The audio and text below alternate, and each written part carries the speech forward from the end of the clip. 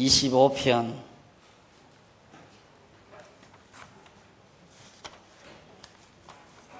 시편 52편 네? 시편 25편 52편? 아이 뜨거워라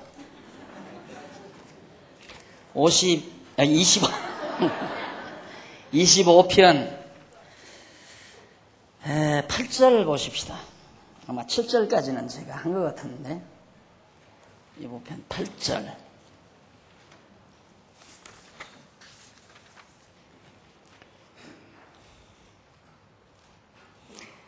에, 25편 8절 여호와는 선하시고 정직하시니 그러므로 그 도로 죄인을 교훈하시리로다.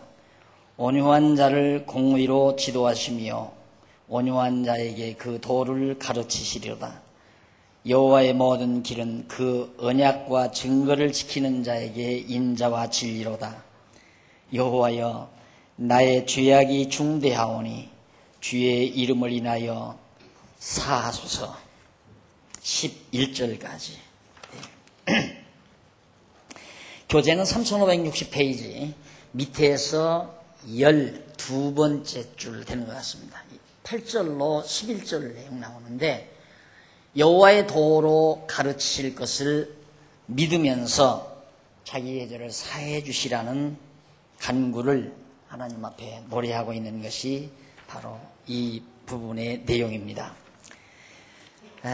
지금 다윗은 하나님께서 자기를 버리셨을 때, 하나님께서 자기를 버리셨을 때에 자기는 하나님을 버리지 않고 끝까지 그 하나님께 간구하면서 제가 자기 자신이 이렇게 되게 된다는 서원을 해가는 내용이 거기 나옵니다.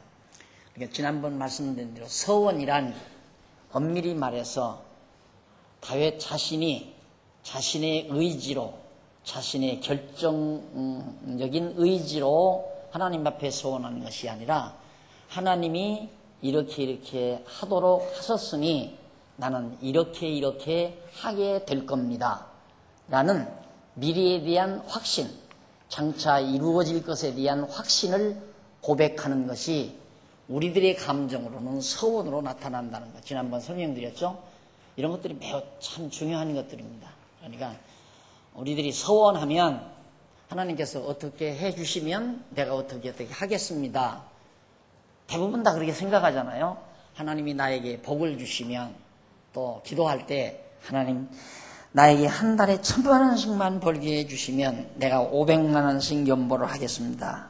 1,000만 원씩 벌게 해주시라고 하는 건 기도고 500만 원씩 연보하겠다는 건 서원이고 이렇게 대부분 생각하거든요. 그것이 아니고 하나님께서 어떻게 해주셔서 어떻게 되도록 하신다고 언약하셨기 때문에 어떻게 해주신다고 언약대로 이루어 주시기를 간구하는 것이 기도고 그리고 서원은 어떻게 되도록 하신다고 했으니 나는 분명히 그렇게 될 겁니다 라고 미래에 대한 확신을 가지는 말을 노래하는 것이 우리에게는 감정적으로 서원하는 의미로 다가오는 것이다. 꼭 잊지 마셔야 된다. 그래서 간구와 서원시 중에 하나님께서 자기를 버리신 것 같았을 때에 다윗이 하나님 앞에 간구하면서 서원하는 그런 시를 우리가 지금 감상하는 중인데 지난번 25장 1절로 11절까지 내용을 살피는 가운데 1절로 7절까지는 말씀을 드렸습니다. 그리고 8절로 11절이 지금 전해드리는 내용인데 여호와의 도로 가르치실 것을 믿어요. 하나님은 분명히 여호와 하나님이 정해놓으신 길, 진리, 도 마찬가지죠. 그 진리, 도, 진리를 가르치실 것, 자기에게 가르쳐 줄 거다. 그러니까 이 다윗 왕이 자기로 하여금 하나님이 어떻게 가야 될 그 길이죠. 길, 도. 이 도를 가르쳐 주신다. 그래서 거기 보면 다윗은 언약대로 이시는 여호와는 선하시고 정직하심으로, 좋으시고 정직하심으로, 선하다는 말은 좋다는 얘기죠. 하심으로 그 도로, 하나님이 정해놓으신 그 길로, 그 도로 다윗 자기 자신을 교훈하실 것이다. 죄인을 교훈하실 것에 대한 확신을, 분명히 하나님은 나로 하여금 어떠한 길로 가도록 가르칠 것을 다윗은 믿어요. 이게 신앙이죠.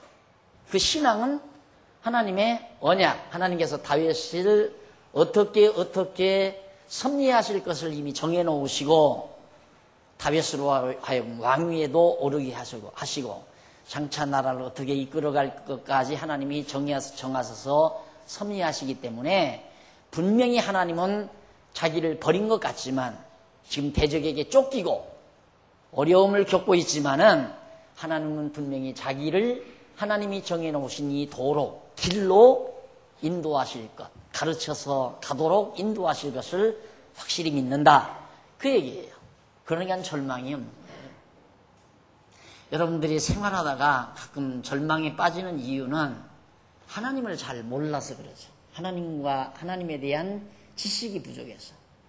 다윗을 이렇게 정해놓으시고 섭리하시는 하나님은 언약자손인 여러분들도, 택한 백성인 여러분들도 하나님이 다 정해놓으시고 때로는 버리신 것 같은 상황 속에 빠지게도 하시고 공고한 날도 주고 형통한 날도 주는 거란 말입니다. 그러니까 그런 하나님이 확실히 믿어지면 사업을 하다가 사업이 기울어져도 하나님은 분명히 나로 도로 가르치리가, 하나님이 정해놓으신 그 길, 인도하실 길로 가르쳐서 가게 하실 것을 나는 확실히 믿습니다. 그래서 절망하지 않는 거죠. 왜? 소망이 분명하니까. 그리고 그것이 될까 말까, 될는지도 모른다, 어쩌면 안 될지도 모른다, 그것이 아니라 확실히 하나님이 정해놓으신 길로 나를 인도하신다. 그게 믿어지니까 상황이 나를 힘있게 하고 나를 힘이 없게 만들고 낙심하게 하고 소망을 갖게 하고 하는 게 아니에요. 돈이 좀 잘 벌리고 사업이 잘 되면 막 소망이 있고 좀 안 되면 낙심하고, 그것은 완전히 하나님을 배제하고 살아가는 사람의 생활 태도입니다. 그러나 하나님을 믿고 살아가는 사람은 사업이 잘 되든 못 되든 그게 문제가 아니에요. 내가 내 길을 정해놓으시고 인도하시는 하나님을 얼마나 확실하게 믿고 사느냐 안 믿고 사느냐의 농도 차에 따라서 내가 소망이 있고 소망이 없고 낙심하고 이런 결과가 나타난다는 얘기죠. 지금 다윗 버림받은 상태예요. 버림받은 상태란 말입니다. 대적에게 지금 쫓김을 당하는 상태예요. 그런데도 분명히 하나님은 나를 길로, 하나님이 정해놓으신 내가 가야 될 길을 가르쳐서 길로 가게 하실 것을 나는 확실히 믿습니다. 그런 얘기거든요. 왜냐하면 그 까닭은 하나님은 온유한 자를 그 도로 교훈하실 것에 대해서 확신하면서 온유한 자를 공의로 지도하시고 온유한 자에게 그 도로 가르칠 것에 대한 확신, 자기가 온유하고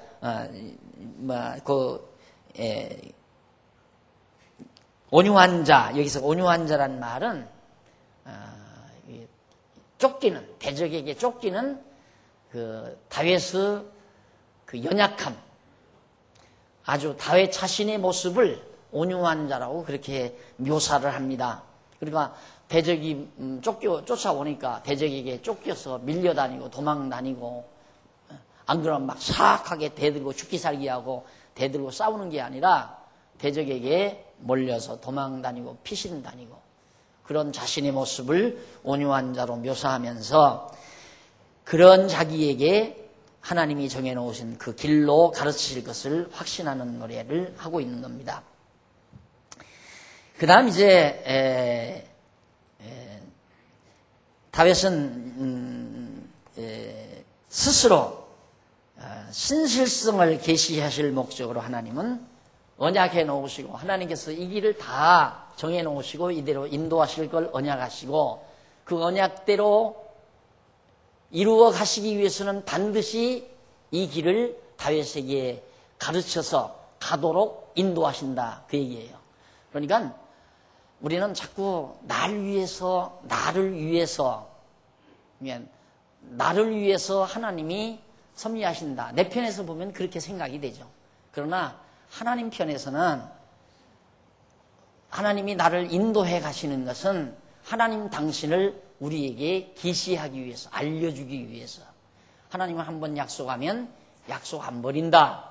그걸 알게 하기 위해서 약속하시고 약속을 반드시 이루신다. 그 뒤에 보면 더 정확하게 그 내용을 확인할 수 있습니다.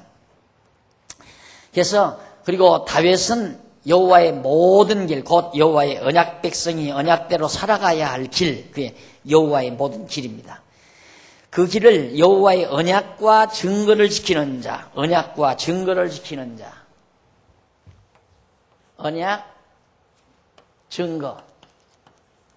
하나님이 다윗에게 내가 너로 하여금 이렇게 살게 해주겠다라고 언약하시고 그 언약을 확실히 깨닫게 하기 위해서 증거까지 보여준 것. 그죠? 언약과 증거.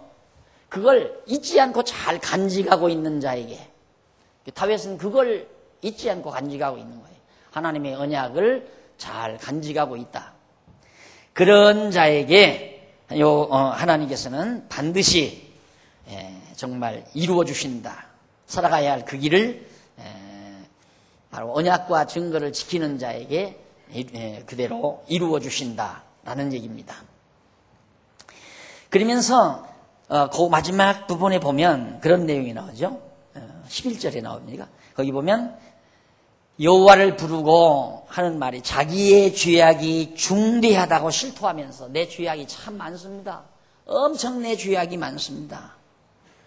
많다면서 뭐라고 그러냐면 주의 이름을 인하여, 이 말 매우 중요한 핵심 내용이죠. 주의 이름을 인하여 사해 주시라는 간구를 노래합니다. 근데 우리는 어떻게 나를 위하여 죄 사해달라고 그러죠. 나 불쌍하지 않습니까? 죄 짓고 지옥 가면 어떡해요? 이 불쌍한 인간 불쌍히 여겨서 내 죄를 용서해 주십시오. 그게 아니에요. 다윗의 기도 패턴은 달라요. 또 흐름도 다르고. 당신 이름, 주님의 이름을 인하여 내 죄 용서하셔야 됩니다. 다시 말해서 다윗의 길을 이렇게 다 정해놓으셨는데 다윗이 죄가 많다고 해서 죄를 용서해 주지 않고 너는 죄 졌으니까 안 된다 라고 하신다면 당신의 이름이 뭡니까? 말이에요. 언약대로 어김없이 이루시는 여호와라는 이름은 뭐가 됩니까? 그러니까 주의 이름, 하나님의 이름, 여호와라는 그 이름을 인하여 내 죄 용서하셔야 됩니다. 당당하잖아요. 그러니 어떻게 안 믿어져요? 그게 믿어지는 거죠. 하나님이 내 죄 용서한다는 거 확실히 믿는다 이 말이에요. 그러니까 내가 비록 죄가 많다 하지만 다윗 죄 많죠. 다윗만 많습니까? 우리도 다 죄 많죠. 예? 자기가 죄가 엄청 많지만은 하나님이요, 당신의 이름을 인하여 언약을 세우신 당신의 이름을 인하여 죄를 다 용서해 주시고 이 선한 길, 아름다운 길, 하나님이 정해놓으신 길로 나를 인도해 주셔야 됩니다. 라는 것을 식구로 담아서 하나님 앞에 찬양하는 다윗의 찬양 내용이 11절까지 나타나고 있습니다. 그 다음 이제 25편 12절로 22절까지 보면 긍휼히 여기셔서 원수에게서 구해 주실 것을 간구합니다. 긍휼히 여기서 원수에게서 구해주라. 그러니까 하나님 내 죄를, 이 다윗의 죄를 용서하지 않고 죄값으로 원수에게 탁 맡겨가지고 다윗을 멸하신다면 하나님의 모든 계획은 다 무산돼 버리고 맙니다. 이 말이에요. 그러니까 보세요. 우리들 영원전 그리스도 안에서 우리를 선택했잖아요. 하나님의 백성으로 선택해 놨어요. 당신이 언약했어요. 스스로에게 맹세했어요. 나는 우리를 영원토록 당신의 백성으로 이미 결정해서 정해놓으신 거란 말입니다. 그런데 세상에 태어날 때 뭘로 태어났어요? 죄 중에 잉태해서 죄인으로 태어났어요. 우리들. 그리고 세상 살면서 죄를 엄청 짓고 살아요. 우리들 이 세상에 살면서. 그러면 하나님께서 너 죄 졌으니까, 너 죄를 졌으니까 아무리 내가 영원전 너희들을 내 백성으로 선택했지만 안 되겠다 라고 한다면 자신이 자신에게 맹세한, 그 자신이 자신에게 맹세하신 하나님의 맹세가 꺾어져 버린다 이 말이에요. 내가 영원토록 우리를 하나님의 택한 백성으로 정해놓으시고 자녀 삼으실 것을 스스로 맹세하신 거거든요. 하나님이 당신 스스로 맹세하신 거란 말입니다. 그런데 우리가 죄졌다고 해서 하나님의 맹세가 다 숲으로 돌아간다면 패배자지요. 솔직히 패배자. 우리들이 왜 패배감을 왜 느껴요? 내가 이렇게 해야 되겠다. 나는 반드시 이걸 이뤄야 돼. 그리고 스스로에게 다짐하잖아요. 근데 그거 못했다. 그때 나는 실패자다. 혼자 목적을 정해놓고 혼자 그 목적 달성 못하면 혼자 패배자로 알고 자기가 패배자로 규정하고 그렇게 사는 게 미련한 인간들이에요. 자기 계획대로 안 되는 걸 알면 어리석은 생각을 안 하죠. 항상 하려면 하나님의 뜻이면 내가 이걸 할 수도 있고 내가 하나님의 뜻이면 대통령도 할 수 있고 국회의원도 할 수 있고 장관도 할 수 있다. 반대로 하나님의 뜻이면 장관도 못하고 이장도 못하고 구장도 못하고 평생 가난뱅이로 살다가 죽을 수 있다. 그것이 우리들의 기본 생각이어야 한다 이 말이죠. 그런데 그렇게 생각하지 않고 스스로 한 목적 다 정해놔요. 완전히 다 자기의 꿈과 이상을 딱 그려놔요. 그대로 되면 성공했다. 나는 성공자다. 안 되면 패배자다. 나는 실패자다. 그렇게 하는 게 보편적인 사람들의 사고방식 아닙니까? 그러나 우리는 그게 아니죠. 하나님 정해놓으시는 대로 하나님이 맹세한 대로 되게끔 돼 있다. 그게 우리의 전제고 그러니까 하나님 영원 전에 여기에서 다 하나님 스스로 맹세해서 작정해 놓으시고 우리가 이 세계에 지금 21세기 여기에 태어나기는 죄인으로 태어났다 이 말이에요. 이 죄인으로. 그러면 하나님이 너 죄인이니까 내 앞에 못 온다. 그리고 멸하신다면 하나님 스스로 패배자예요. 당신이 그렇게 정해놓고 정한 대로 못했으니까. 그러니까 당신 이름을 위해서라도 이 죄를 없이 해야 되지 않습니까? 이 말이에요. 그러니까 나는 우리 죄를 용서하시는 것이 필연적이다 이 말입니다. 하나님께서 우리 죄를 용서해 주는 건 반드시 용서해 주게 돼 있어요. 왜? 당신 이름을 위해서 용서해 주게 돼 있어요. 엎드려서 벙벙 울고 회개하고 막 고함 지르고 용서해 주십시오. 이래야 용서해 주는 게 아니라 그냥 필연적으로 용서해 주게 돼 있어요. 그러니까 다윗이 당신 이름을 위해서 주의 이름을 위해서 나 사죄해 주십시오 이 말이에요. 그러니까 자식과 부모의 심정으로 우리가 돌아가면 돼요. 애들이 왜 고집센 줄 아는 게 점점 커가면서 가만히 보니까 엄마 아빠가 자기를 최고로 알거든. 그러니까 그때부터 고집이 나오는 거예요. 마음대로 하십시오. 때릴 테면 때려라. 날 죽일 거냐. 그래서 미운 7살, 미운 8살이 되는 거란 말입니다. 배짱이 생겨요. 어머니 아버지는 나한테 꼼짝 못하는구나. 사달라면 사주고 안 사달라면 비비면 돼. 비비면. 예? 그게 우리의 하나님 앞에서 우리의 자세라 이 말이에요. 그런데 꼭 일반적으로 생각하기를 하나님을 무슨 염라대왕처럼 그렇게 생각을 하고 우리는 그냥 막 완전히 그냥 더러운 죄인으로서 그 앞에 가서 발발발발발발 떨려서 사정을 해야 되고 사정해서 그래도 저분이 잘 들어주면 용서받고 잘 안 들어주면 용서. 눈길 하나 잘못 떴다가는 하나 찍혔다면 너는 죽는다. 그런 심정이라 이 말이에요. 아니에요. 그게 아니에요. 당당하게 나 용서해 줘야 되잖아요. 나 용서해 줘야 되지. 지금 다윗의 심정이 그란 말입니다. 그런데 자꾸만 죄 용서받는 이게 소위 구속사 아니에요? 구속사. 우리의 속죄해서 우리를 구원해 준다. 이게 구속사예요. 여기에 매달린 게 전통신학이라 이 말이에요. 이거하고 지금 다웨스 신학사상하고 좀 견주어 보세요. 상대 게임이 안 돼. 이것은 세발의 피라 하지만은 정말 모기발의 피도 안 돼요. 모기발의 피도. 이거 구속사라고 하는 것은. 이거 전혀 다르잖아요. 하나님이 만세전에 스스로 당신이 스스로 맹세해 놓으시고 내가 너희를 나의 택한 백성 잡는다. 작정 다 했어요. 계획 다 세웠어요.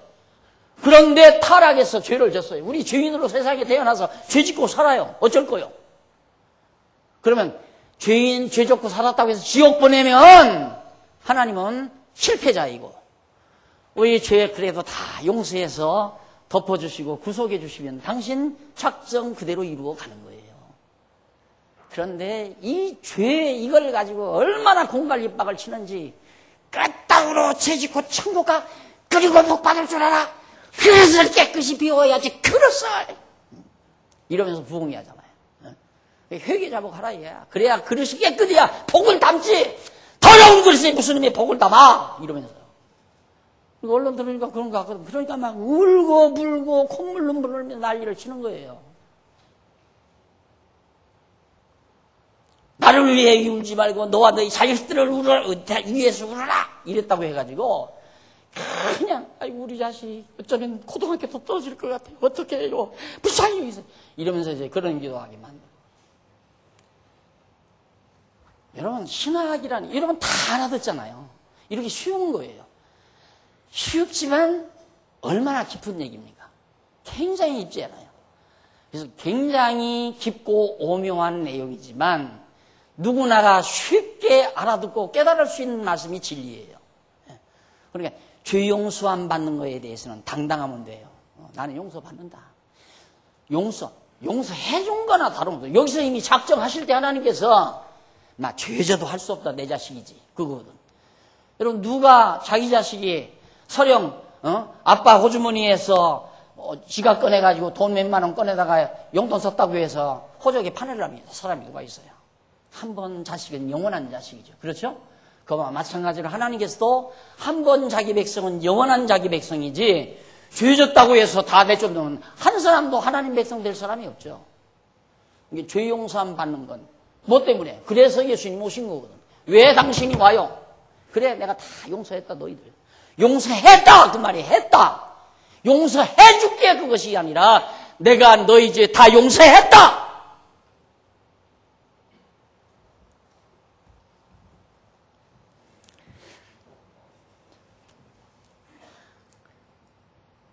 여호와를 경외하는 자 누구뇨? 그 택한 길을 저에게 가르치리로다.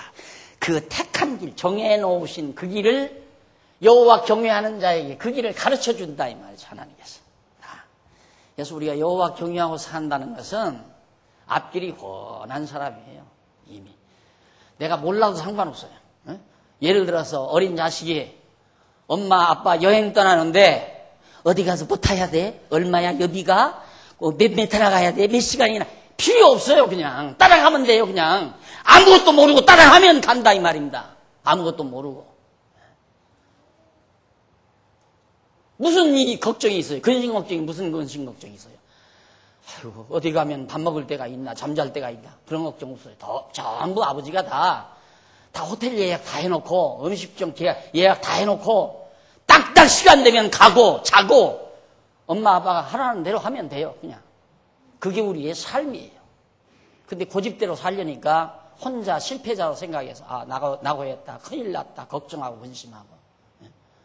근심하면 뭐예요? 근심한다고 해결될 일 하나도 없잖아요. 그냥 되는 대로 사시라니까. 정확히 말하면 되게 하시는 대로 살아가면 돼요. 아무 필요 없어요. 계획해봤댔자. 오늘 계획한 거 당장 내일문은 하는데 계획 안 했어도 될 일은 되고 아무리 계획을 해도 안 될 일은 안 되고. 왜 그래요? 저절로 그렇게 돼요? 우연히 그렇게 돼요? 불교인들은 그걸 우연이라고 하잖아요. 왜? 신을 안 믿으니까. 우리는 우연이 아니라 하나님의 계획에 의해서 내 생각대로 내 고집대로 되는 게 아니라 하나님의 정하신 뜻에 따라 되기 때문에 내 계획은 무너진다는 게 분명해요. 나 스스로의 욕심에 의한 계획은 그 무너지게 돼 있어요. 그거에 안 무너진다면 하나님 안 계신 거죠. 그래서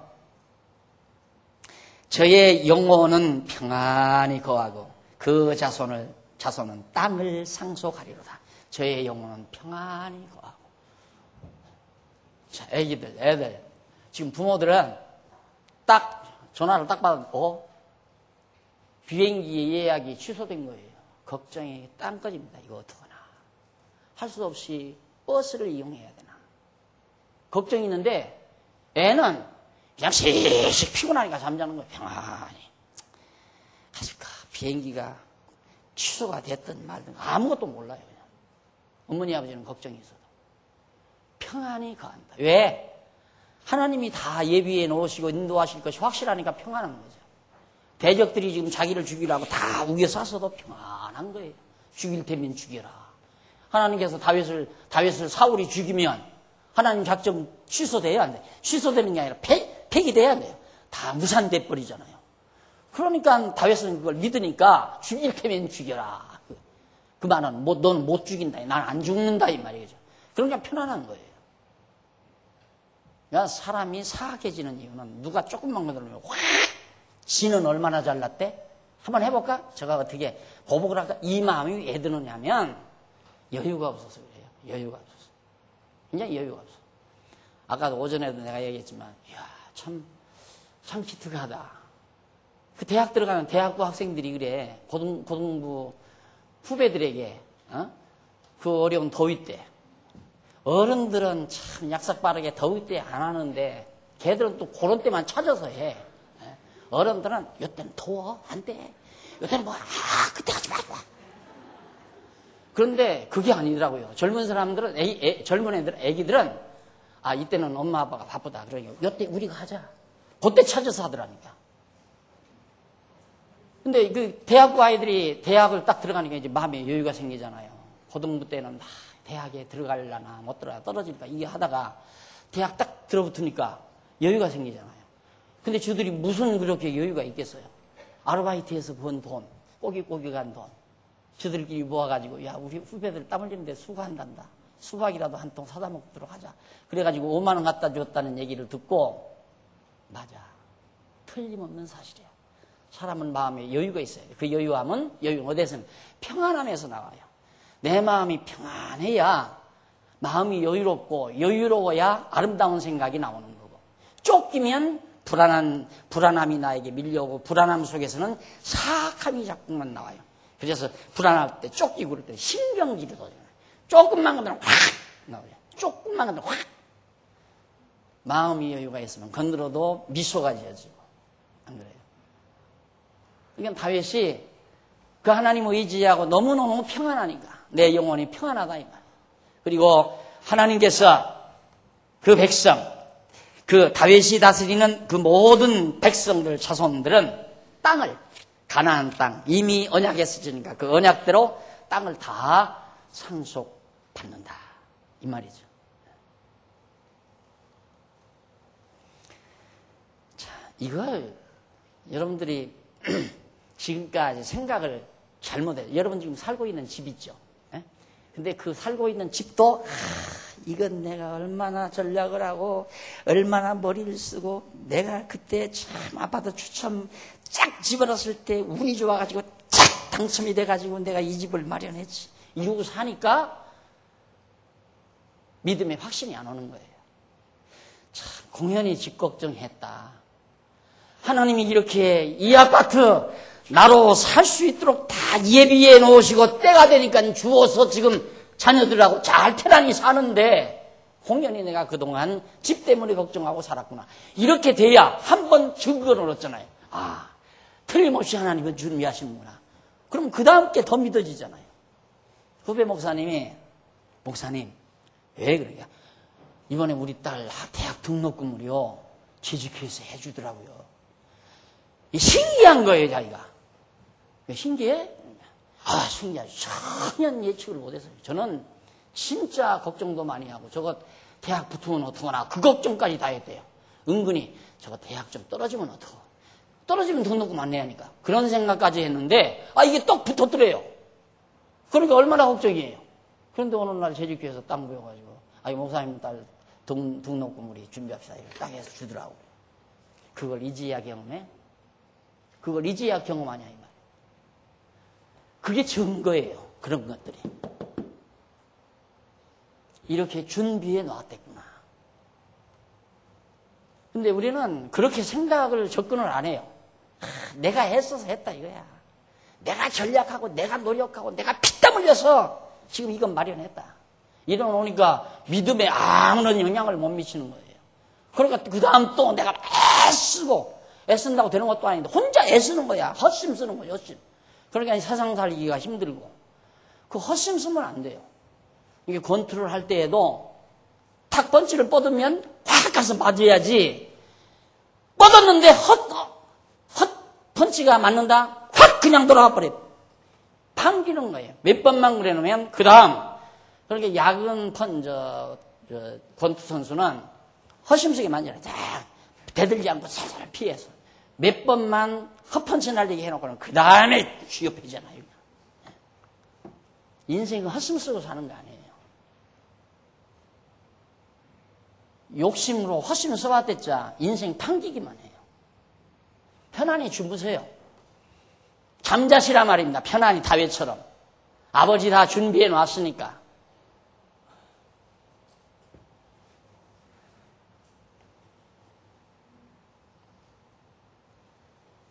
그래서 거기 나오잖아. 14절. 여호와의 친밀함이 너무너무 친밀하대. 아주 친밀함이 경외하는 자에게 있으며 그 언약을 저희에게 보이시리로다. 내 눈이 항상 여호와를 앙망하면 내 발을 그물에서 벗어나게 하실 것이미로다. 이 악인들의 그물. 다윗을 지금 포위해서 막 이 그물처럼 다윗을 잡아 죽이려고. 하나님은 반드시 나를 이 그물에서 벗어나게 하시리로다. 여러분, 세상에 이런 시는 없어요.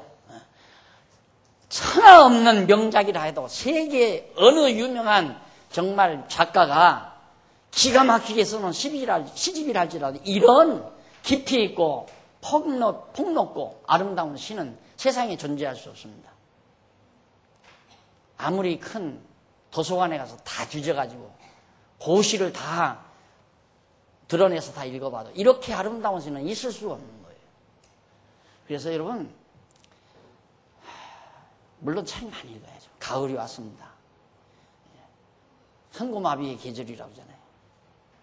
여러분 한번 이 잔디밭 위에 하늘을 딱 바라보면서 누워가지고 시집 하나를 택해서 읽는다고 하면 상상을 해보십시오. 멋있겠죠?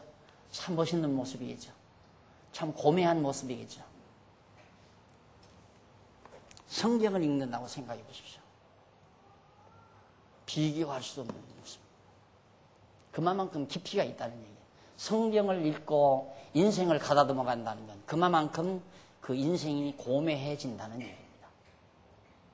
사고가 깊어지니까 폭이 넓어지고 보는 견해가 달라져 버리고.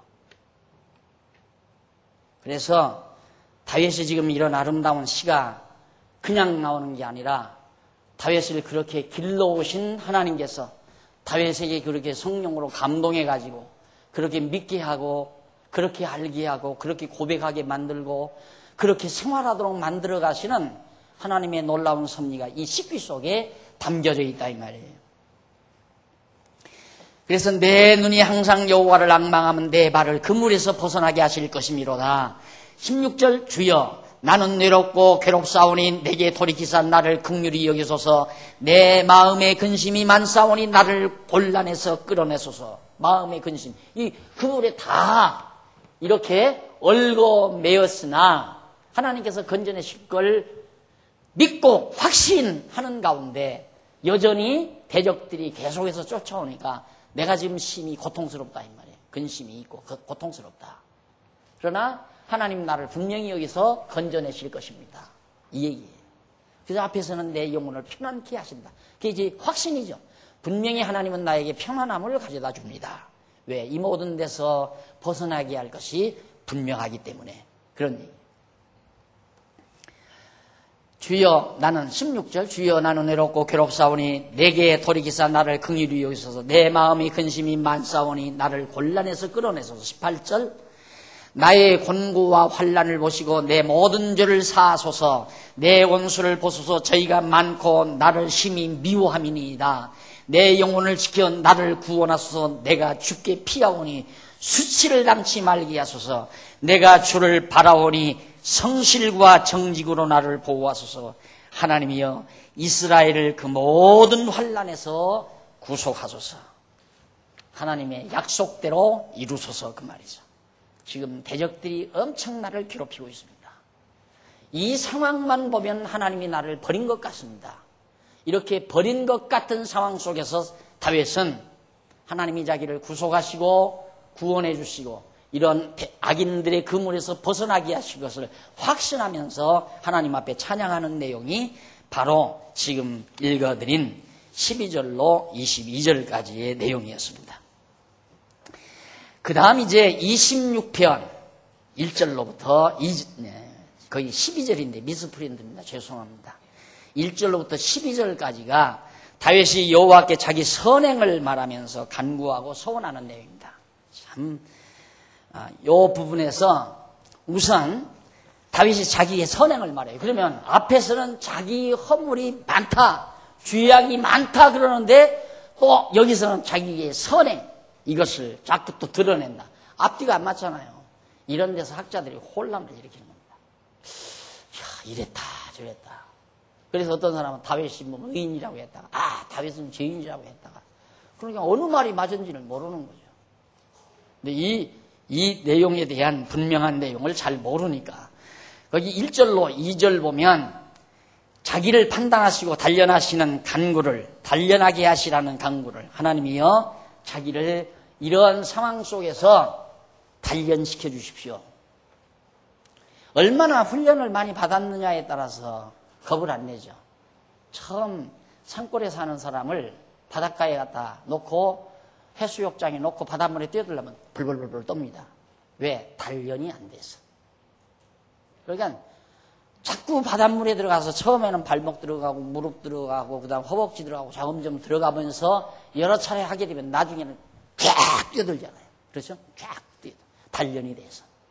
하나님이 우리를 광야와 같은 이 고달픈 세상에 놔두시고 때로는 버리신 것처럼 놔두기도 하고 때로는 하나님께서 품에 안아주시기도 하고 그렇게 해가는 이유는 우리 단련해서 아주 장부같이 그렇게 성장시키시려는 하나님의 계획이다. 그러니까 애기 가보호라는 게 있죠. 과보호. 자녀들을 너무 과보호시키면 결국에는 나중에 부모가 다 세상 뜨고 나서 자기 스스로 세상을 견뎌낼 힘이 없어요. 그래서 이제 망하게 되고 어려움을 겪게 되지 않습니까? 그러나 부모 살아계셨을 때 여러 가지로 시련을 당합니다. 때로는 용돈 적게 주어보기도 하고 때로는 무전여행을 떠내보내기도 해요. 때로는 남자들 군대에 가서 막 고생도 시켜보고 이렇게 인생살이를 단련받아 놓으면 어지간한 일에 좌절하거나 절망하지 않죠. 일어서는 것처럼. 그렇게 하나님이 우리를 단련시켜달라. 다윗이 지금 그렇게 노래하면서 얘기를 하는데 그러면 거기 다윗이 이렇게 말해요. 완전함에 행하였으며 내가 완전함에 행하였으며 요동치 아니하고 여호와를 의지하였다면서 언약대로 이루시는 여호와를 불러 자기의 완전함을 입증해 주시라는 나 완전합니다. 나오죠? 내가 나의 완전함에 행하여 싸우며 요동치 아니하고 여호와를 의지하여 싸우리 여호와여 나를 판단하소서. 내가 완전하다. 그럼 다윗이 뭐가 완전해요? 다윗 정말 죄 많이 졌잖아요. 사람도 죽였잖아요. 근데 다윗이 자기가 완전하다 이거예요. 근데 그 완전하다는 말이 무슨 뜻이냐면 올바르게, 바르게, 올바르게, 똑바로 그 말이에요. 똑바르게 행했다. 그냥 나타나잖아요. 그러니까 완전하게 행했다는 말은 도덕적으로 순결하다. 나는 죄를 하나도 안 졌습니다. 사람 하나 죽였을 뿐이고 남의 안에 뺏었을 뿐이지 나는 죄진 것이 없습니다. 이런 얘기나 똑같잖아요. 그런데 그 완전함이라고 하는 것은 올바르게, 똑바로, 바르게 나는 하나님이 정해놓으신 길로 지금까지 살아왔습니다. 이 말이에요. 올바르게, 근로로 똑바르게 살아왔습니다. 살아가게 돼 있어요. 우리도 똑바르게 살아가게끔 돼 있어요. 어쩔 거요? 하나님이 정해놓으신 길로만 가야지. 어디로 우리가 딴 데 갈 수 있어요? 다윗만이 이렇게 노래할 수 있는 게 아니라 우리도 하나님이여 나의 똑바르게 행하였사오니 내가 똑바르게 살아왔사오니 어떻게? 하나님이 정해놓으신 길로. 그런데 우리는 하나님이 정해놓으신 길로 똑바르게 못 산 줄 알지만 지금까지도 살아왔어요. 앞으로도 반드시 살아가게끔 돼 있고 그걸 다윗이 노래하는 거예요. 그러면서 다윗이 하는 말이 요동치 아니하고 절대 이리저리 흔들리지 아니하고 정해놓으신 길로만 지금 살아오면서 여호와 하나님만을 의지하고 살았습니다. 이 얘기거든요. 다윗이 보십시오. 골리앗 장군 앞에 갈 때 너는 칼과 창을 의지하고 내게 나왔지만 나는 네가 모두 가는 만군의 여호와의 이름을 의지하고 나왔다. 그러면서 같이 맞붙었잖아요. 다윗이 이겼잖아요. 여호와를 의지하고 살아왔다. 사울이 지금 막 죽이려고 쫓아다닙니다. 도망가요. 도망가도 그냥 도망가는 게 여호와를 의지하고 도망가요. 그런데 죽일 찬스가 왔어요. 사울이 가운데 들어와 있어요. 다 잠들었어요. 다 쿨쿨 자고 있어요. 꼬집으면 끝나요. 그런데 왜 안 죽였어요? 여호와를 의지하고. 내가 안 죽여도 여호와가 죽인다. 저 사람이 죽일 사람 같으면 죽을 사람 같으면 내가 안 죽여도 여호와께서 죽이신다. 이방 민족을 위해서 이방 대적을 통해서 죽이신다. 그대로 됐잖아요. 이방 대적에게 완전히 사울이 피살됐잖아요. 그게 믿음이에요. 황당하게 믿는 게 반드시 하나님 정하시는 대로 된다. 그걸 일단 생각해 보십시오. 사울이 지금 죽이러 다닌다고 해서 다윗이 죽을 사람이 아니잖아요. 하나님께서 정해놨는데 아니 여러분 지금 누가 지옥 보내려고 난리를 친다 하십시다. 사단이 우리를 지옥을 보내려고 얼마나 악을 쓰겠습니까? 필요 없는 소리예요. 우리는 지옥 안 가요. 반드시 천국을 가게 돼 있지. 예? 그러니까 여호와 하나님을 믿고 살아가는 사람을 어떻게든지 해코자 하려고 어리석은 죄. 이걸 알게 되면 예를 들어서 내 하는 일에 내가 뭐를 하려고 하는데 자꾸 방해를 한다. 이렇게 방해를 한다. 하나님을 모르면 열딱지를 하지. 저거 어떻게 소리 안 나는 총 없나? 확 걷어버리면 저거 하나만 없어지면 내가 계획대로 모든 일이 잘 풀려나겠는데 이것이 이제 인간들이 보통 생각하는 거예요. 저거 하나 누가 처치 안 하나. 그러나 이런 하나님 여호와 알게 되면 마음이 우선 차분해지죠. 아유 왜 저렇게 어리석은 행동을 할까? 자기가 방해한다고 해서 방해가 되는 일인가 이게. 예? 하나님이 하시는 일 방해받는 일이 없어요. 어리석은 거예요. 하나님이 함께하는 자를 해하려고 하는 것처럼 어리석은 게 없어요. 그게 누구 같으면 사울이에요. 사울 같은 인간이에요. 사울. 지금 하나님은 다윗을 이스라엘의 임금으로 확정해 놓으시고 지금 섭리해 가는데 다윗 죽이겠다고 쫓아다니는 사울이 얼마나 맹꽁이 같은 인간이냐 이 말이에요. 오늘 우리를 하나님이 선택해서 당신의 백성으로 영원한 하나님의 백성 삼으시려고 지금 섭리해 가는데 우리들을 방해하려고 옆에서 별의별 짓 하는 거 그걸 바라보면서 우리가 악하게 행동할 필요가 없잖아요. 에? 맞서서 죽이네 살리네 하고 그렇게 사악한 마음을 품을 이유가 없죠. 도리어 불쌍하다. 참, 왜 저렇게 어리석은가. 제가 그런다고 해서 될 일이 안 되고 안 될 일이 되는 건가. 될 일은 되게 돼 있고 안 될 일은 안 되게 돼 있어요. 모든 만사가 하나님의 정하신 뜻대로 되지기 때문에 방해한다고 해서 신경이 날 것도 없어요. 자꾸만 대적한다고 해서 격할 필요도 없는 거고. 요즘에 이제 어제도 목사님들, 장로님들 모여서 모임을 갖고 대화를 나누는 가운데 그런 얘기도 했습니다만은 후배 목사님들 이제 점점 막 머리가 굵어가지고 뭐 환갑이 거의 다가오는 사람도 있고 환갑이 지난 사람도 있고 뭐 50이 넘어가는 40 넘어서 56밖에 오는 목사님들도 있으니까 다 이제 나도 나다 이런 거 있죠. 내가 가끔 가르치면서 한마디씩 이렇다 일러주죠. 일러주는데 일러주는 대로 안 해요. 그러면 일러주는 대로 안 했을 때 댁에서 열이 받쳐져야 되잖아요. 열.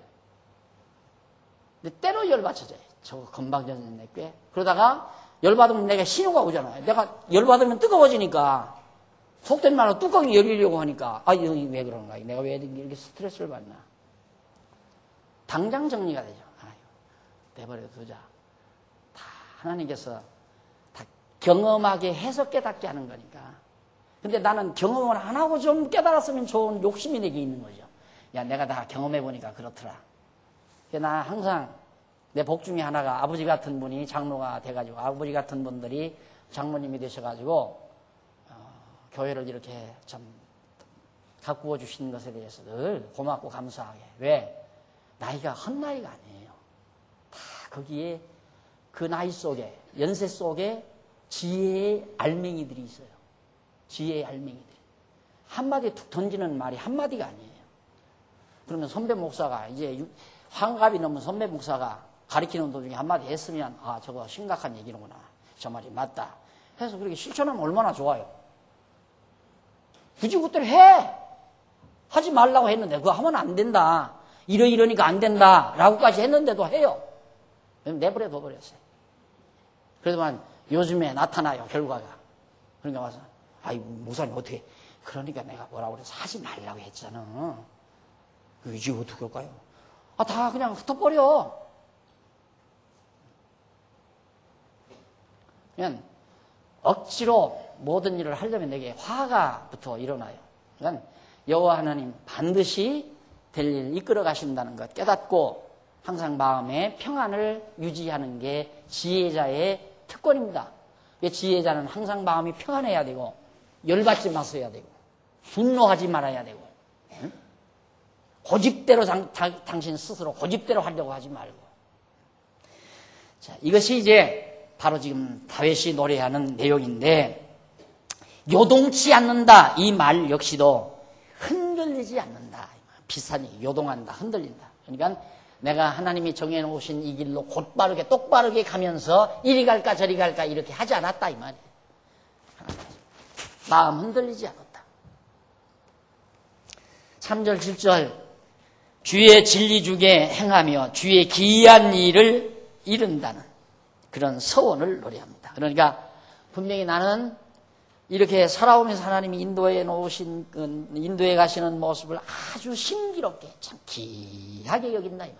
아까 말씀드렸죠. 후배 목사님 한 분이 목사님 우리 딸 등록금을 재직회에서 해준대요. 그러니까 그게 신기한 거야. 그러니까 그걸 노래하잖아요. 그걸 자랑하잖아요. 하나님이 그렇게 하셨다. 그 얘기예요. 하나님은 나에게 그렇게 기이하게 해놓으시고 자랑하게 할 겁니다. 노래하게 할 겁니다. 이 말이죠. 그러면서 주의 진리, 주의 인자하심이 자기 목전에 있으므로 3절 주의 진리 곧 여호와의 언약의 말씀 중에 행하여 허망한 사람, 곧 진실이 없는 사람을 말하죠. 허망한 사람, 진실이 없는 악한 이방 백성과 같이 앉지 아니하였으므로 간사한 자, 곧 거짓과 허위를 일삼는 이방 백성과 동행치도 아니할 것입니다. 이게 반드시 하나님께서 대적들이 이방 대적들과 같이 살아가게 하지 아니하고 하나님께서 다 이를 구별해서 살아가게 하신다.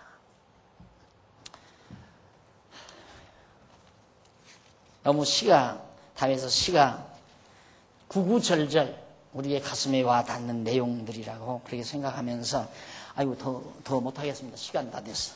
3절부터 다음 시간 계속해서 하도록 하고 오늘 강의 여기서 마무리하십시다. 기도하십시다. 자비하신 아버지 하나님 감사합니다. 우리가 지금까지 살아온 것도 하나님이 정해놓으신 그 길 따라 곧바로 살아오게 하셨고 앞으로도 우리를 정해놓으신 길 따라 곧바로 살아가게 하실 것을 저희들은 확신하면서 그렇게 살게 하시는 여호와 하나님을 자랑하며 살 것을 또한 확신합니다. 하나님 아버지여 항상 우리에게 기이한 일을 행하시는 하나님을 찬양하며 사는 슬기와 지혜를 우리 모든 성도들에게 허락해 주시옵시기를 비오며 예수님 이름으로 기도드립니다. 아멘.